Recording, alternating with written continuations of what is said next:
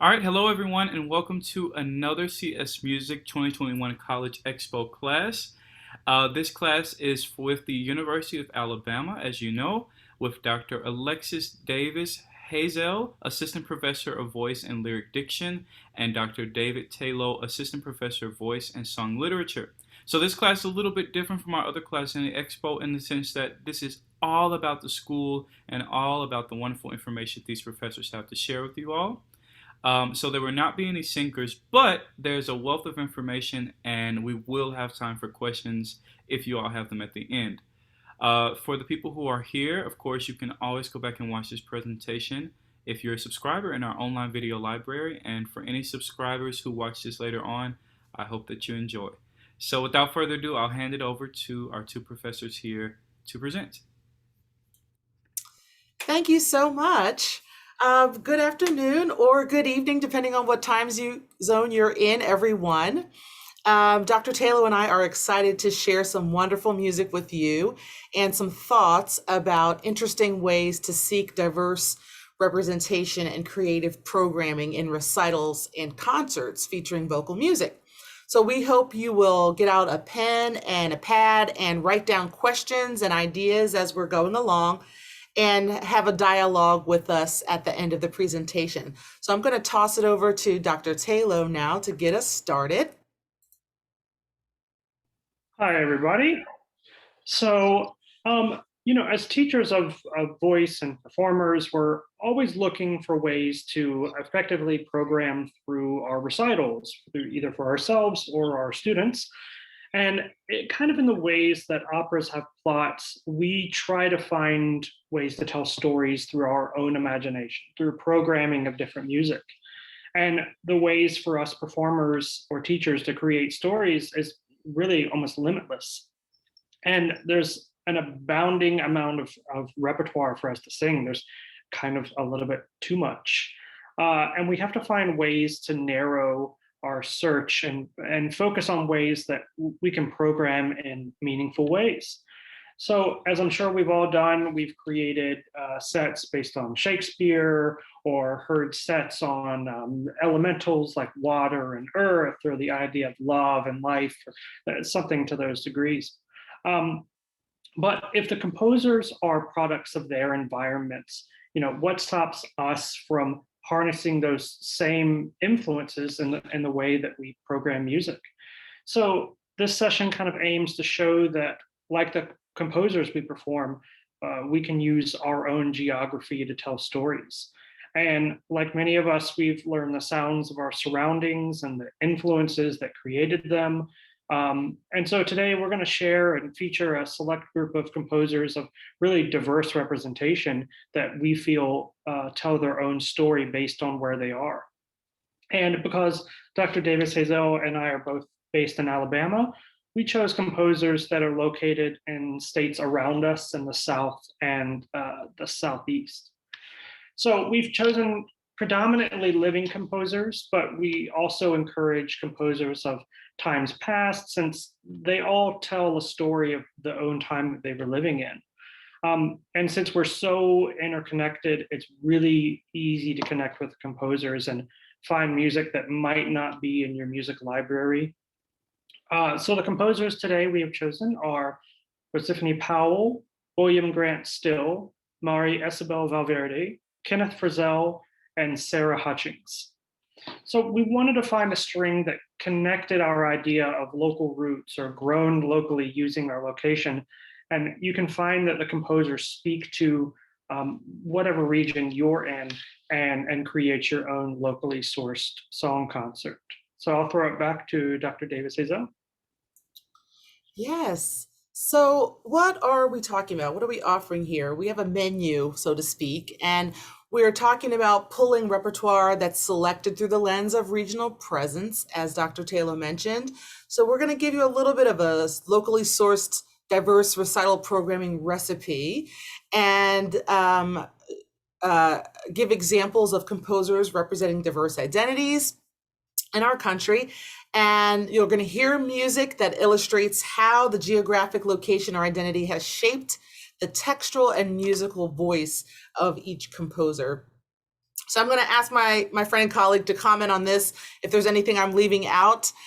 We want to include composers living now because they tend to select texts that reflect our current sensibilities and our current states of affairs. And these can be a really good contrast or complement to those perspectives of the past that we tend to go towards in our recital programming if we're trained in school. We want to do some research. We want to get out there and find composers, not just look up the ones we know, but find ones that represent diverse identities. And Dr. Tayloe and I are going to help you with some resources as we go to be able to discover that. Try highlighting the regional connection of your well-known composers. So there's ones that you would, typically want to include, highlight the regional connection. And then you can also look for those hidden treasures in your state and your adjacent states. For example, you're going to hear reference the sounds and sights of Appalachia in the music of Ken Frizzell, or the life experience and identity of African American women, for example, explored by Rosephine Powell. So I just wanted to start out with a couple of resources to start with, and we will give you some more later on and talk through them as we go. But there have been, fortunately, a recent proliferation of resources to help us search for repertoire reflecting diverse experiences and representing diverse people. I have up here for you Song Helix, which is a searchable database of art song. It includes all kinds of search terms like places, composer identities, religion, culture, keywords, language, all sorts of terms. Very helpful. As far as curated lists go, there are quite a few of those out there as well. Oberlin College Libraries Guide comes to mind. They have a sort of a base page with several different cultural categories and other lists that are pointing to several organizations, and curated repertoire lists that are hosted online that focus on diverse repertoire programming. So now let's get into some music. I'm going to start with our first composer, and then Dr. Tayloe and I are going to tag team and trade off. So first we have Dr. Rosephine Dunn Powell. She's born in Lanett, Alabama, our home state. She's one of our colleagues here.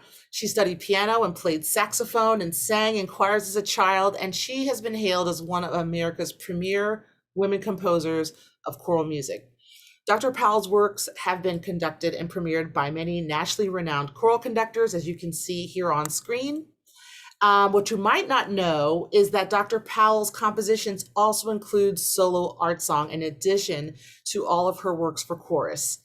And she's been at Auburn University nearby us since 2001, and before that served at Philander Smith College and Georgia Southern University.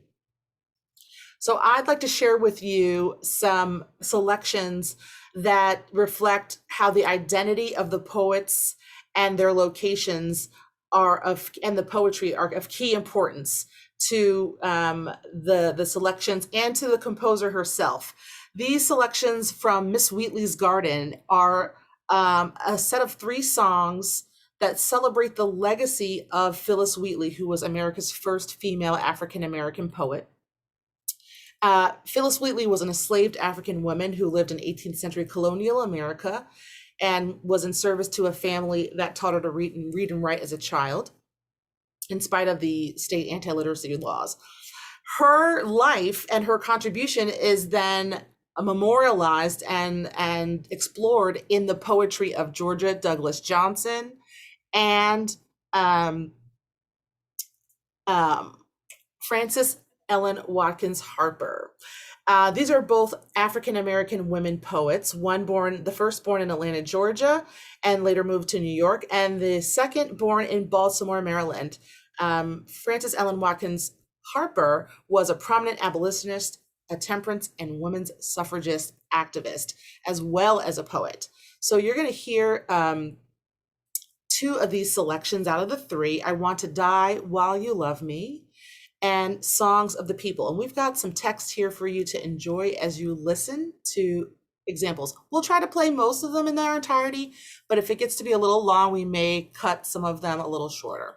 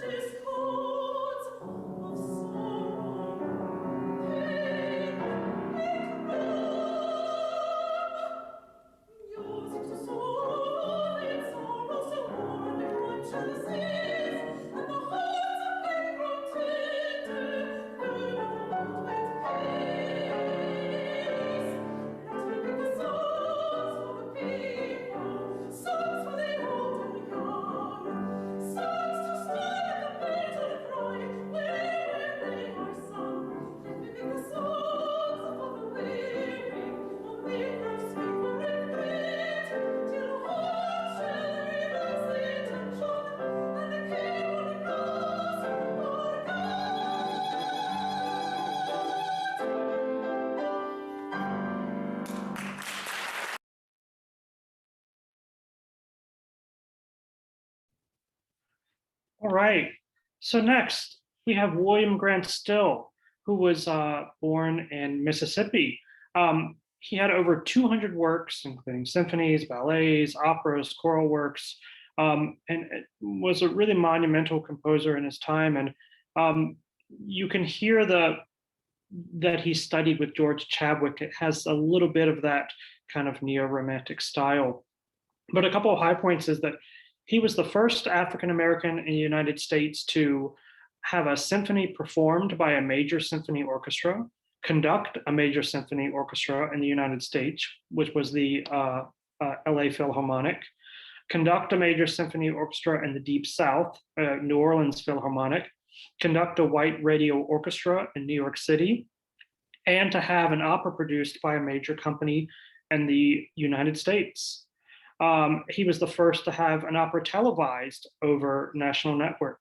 And he was a pioneer, but in a larger sense, he pioneered because he was able to create music capable of interesting the greatest conductors of the day.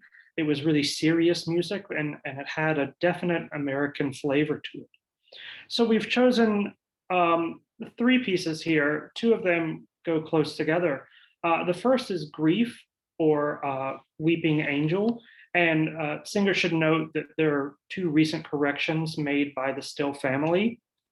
First, Still intended the title of the song to be Weeping Angel. And second, there was a discrepancy in the final note of the vocal line. The note had been published over 50 years as a B natural when it was originally composed as an A natural, and they had to work with the Library of Congress to correct the mistake. So a little bit about this text. The poem by Brant, he was accompanying a music student, Theodore Simmons, to a local cemetery where he saw a prominent statue of an angel with his head down, enclosed in his arms, weeping. And that statue inspired Brant to write these lyrics.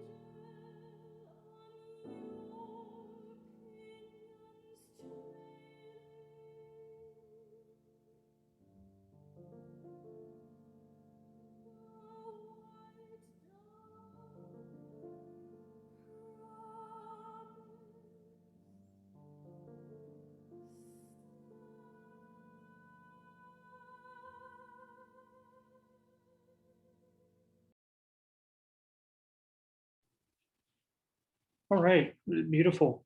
So the next two songs, "If You Should Go" and "A Black Pierrot," this whole cycle, the songs of separation, convey a story in which a protagonist moves through irony, bitterness, and despair to a restorative search for new love. And at times, the writing for the voice really shows an operatic influence, and it really befits its dramatic orientation, but nevertheless retains the compression and intimacy that art song provides. And it draws upon folk idioms in a style that is really neo-romantic. So we're going to play them just back to back since they are right next to each other in the cycle. So "If You Should Go" and "A Black Pierrot."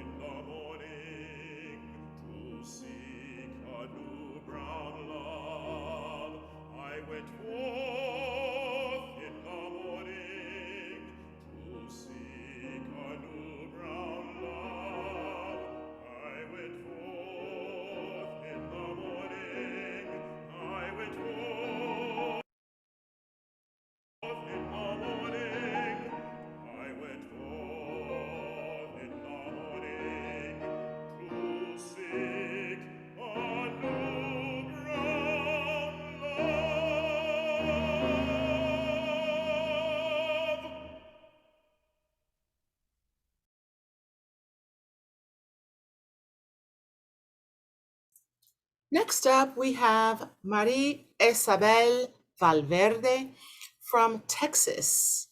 And she is an award winning composer who is also well known for her choral works but has her solo vocal works coming into more prominence. She is fluent in Spanish, French, Brazilian, and she's actively studying Portuguese and Swedish. She has translated numerous vocal works and documents, including a phonetic guide of Ravel's opera L'Enfant et les Sortilèges. She is based in North Texas as well, and she's taught high school, and she has participated in preparing all state choirs and also solo competitions. And she currently teaches singing and transgender voice training with True Voice Lessons. She holds degrees from St. Olaf College, the European American Musical Alliance in Paris, France, and the San Francisco Conservatory of Music. The pieces we're going to share today are Las Armas del Verano, The Weapons of Summer, by poet Octavio Paz, and The Soul Selects Her Own Society. Both of these songs are named for the poems. And what's interesting to see is how the poetry draws a composer based on we know of their goals and their expression of identity. Mexican poet and diplomat Octavio Paz was celebrated, awarded the 1981 Miguel de Cervantes Prize, the Neustadt International Prize for Literature, and the Nobel Prize for Literature in 1990.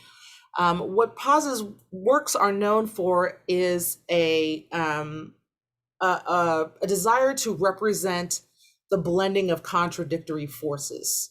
So he strives to create a sense in his writing of creating community out of disparate elements, or sort of a juxtaposition of plurality and universality.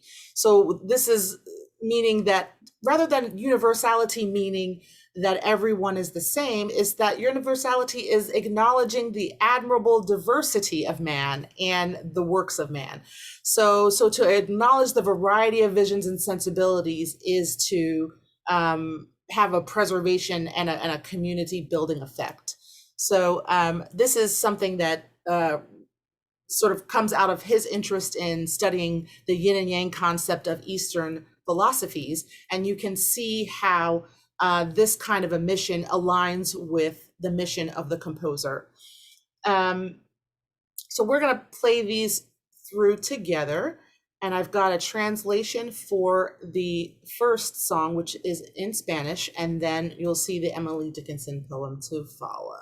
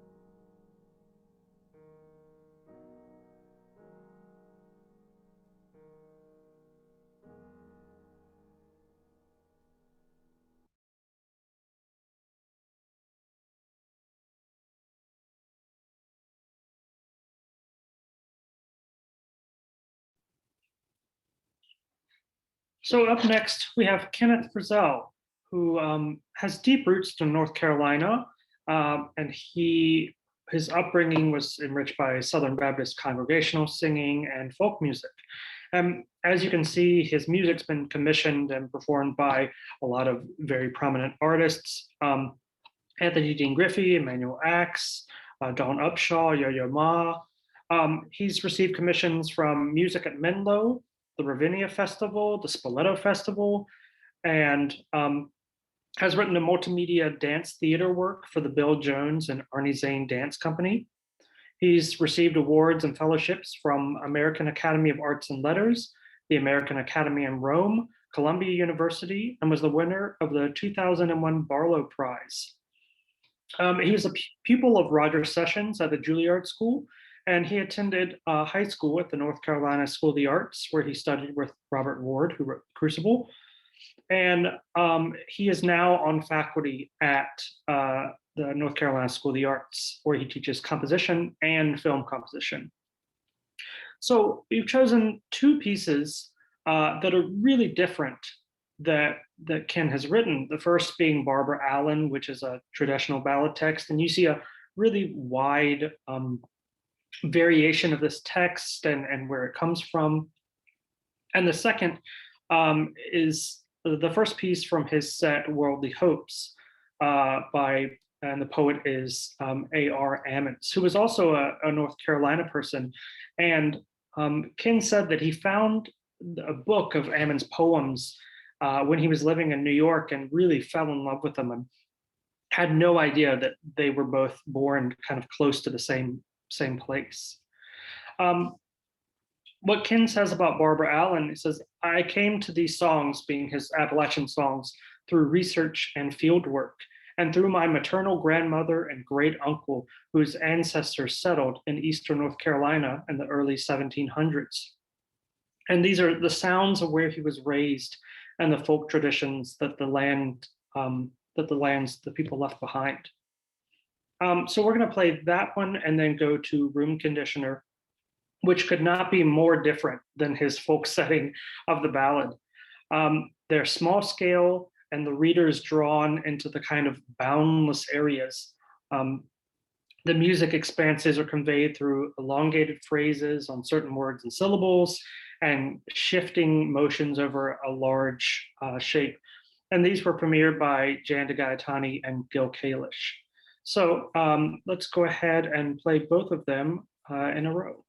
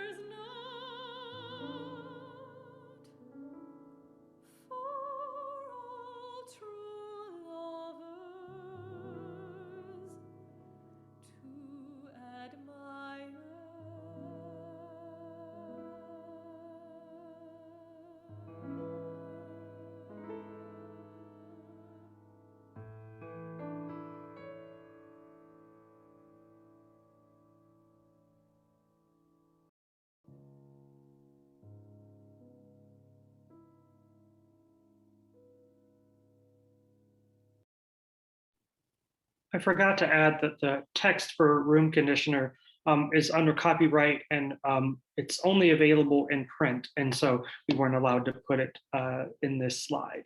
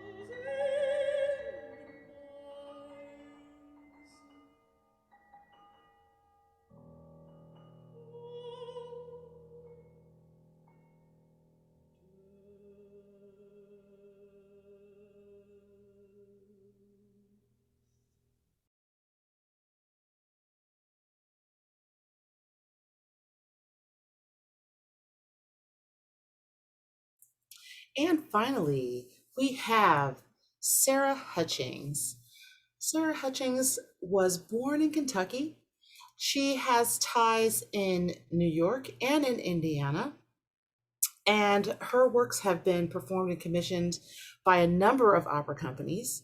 So we're seeing here that there are in the pieces that you're going to hear next reference to a wide ranging um, possibilities when it comes to regional connection. She's born in Kentucky. She has family in Indiana. She spent time in New York, now living in Florida, and tends to pull from her environment with things that she likes to set, but also goes beyond the familiar, even into interesting Gothic and European themes. So Sarah Hutchings was an apprentice composer with a number of well-known current American composers such as Ricky Ian Gordon. She apprenticed with him on working shop of his opera, Morning Star. She apprenticed with Carlisle Floyd, who's the composer of Susanna, during his residency at the University of Cincinnati College Conservatory of Music. She was also a composer fellow in 2013 and worked under composers Michael Chang, Charles Wernin, and Libby Larsen during her residency at the John Duffy Composers Institute. It is also interesting to know about Sarah Hutchings is that she also works as an opera stage director, and she has worked as an assistant stage director for production of American Tragedy and a stage director for Christine Goerke in concert, and a number of other events at the Glimmerglass Festival. She has directed productions of Handel's Acis and Galatea, Haydn's Il Mondo della Luna, and Houghton Lyric Theater's production of Donizetti's Elixir of Love, um, and a few musicals as well, like Phantom of the Opera and Children of Eden. So her education is from the University of Cincinnati College Conservatory of Music, and she also studied at Florida State University and Western Carolina University. So we see those connections there.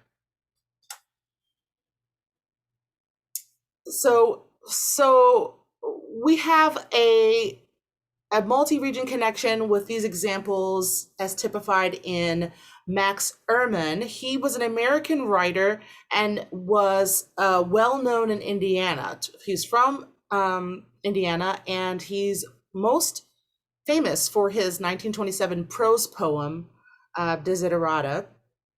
He often wrote on themes of seasons and spiritual themes. So we see that this is what Hutchings pulls for this whole set called In Seasons of Life's Pursuits. And we've just pulled one of the selections, number 4, an Autumn Prayer. But many of these selections of the 5 have spiritual undertones or spiritual themes. The second selection is very interesting.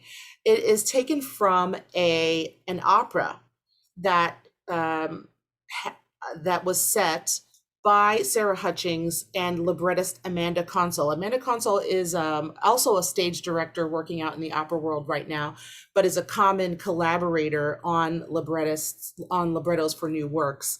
But the interesting thing about this piece, Laura's aria, is that the opera that it's based on, Styria, is an adaptation of a Gothic novel.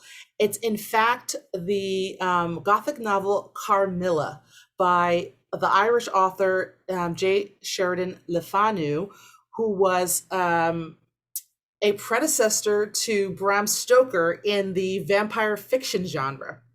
So this opera tells the story of a young girl who's trying to find her family history, and she's seeking to understand the mysterious elements going on in her environment in the forest in Austria, where her family came from. And particularly, Dr. Hutchings wanted to set this work because there was a resurgence at that time in the popularity of vampires in pop culture, and so she was looking for ways to tie in operatic work with that resurgence in vampire culture. So it's a fascinating. You would not really know by listening to this piece. It does not have any type of a vampire kind of aura to it, but it's just a very interesting piece, and what a beautiful selection that comes from it. So we'll play these both straight through and then talk a little bit about more resources.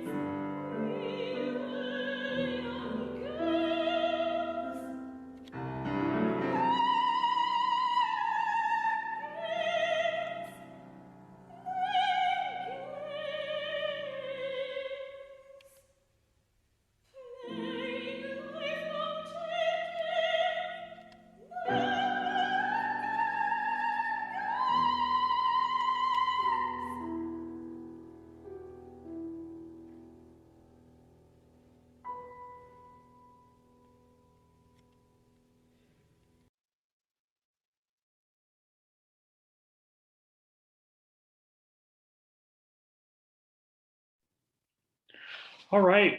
So as you can hear, there's a wide variety of different styles and sounds and voices that come with these composers, and it's really hard to narrow it down to just a few to fit into an hour.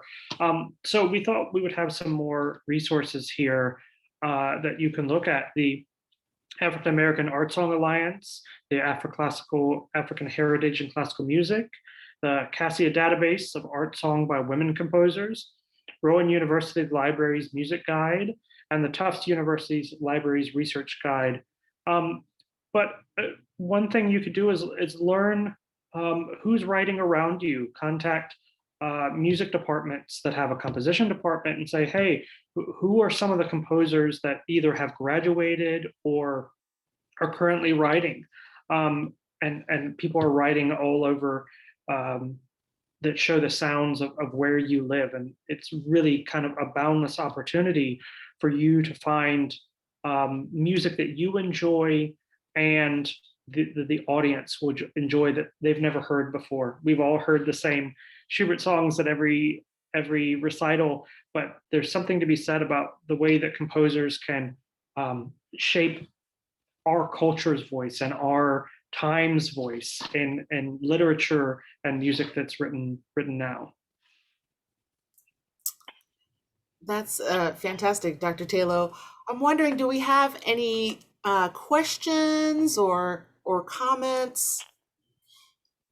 Anyone need us to put any of these links in the slide? That's something we could, I mean, in the chat. All That's right. something that we could do if it's helpful. Well, thank you so much for the presentation. If anybody has any questions, you can either put them in the chat or feel free to unmute yourself. But in the meantime, Dr. Davis-Hazell, could you actually put you all's, oh, I see the emails are already on the screen, so that's great. So if you'd like to reach out to them, feel free to email for more information. So I don't see any questions at the moment, but if there are any, feel free to unmute yourself. Great. Okay. All All right. right. So thank you so Oh, much to both of you guys for such a comprehensive and thorough presentation about composers that I know is not mentioned enough for their wonderful work. So thank you for sharing this repertoire. thank you. Thank you very much. Have a good Pleasure. afternoon. Same to both of you. Thank you. Thank you.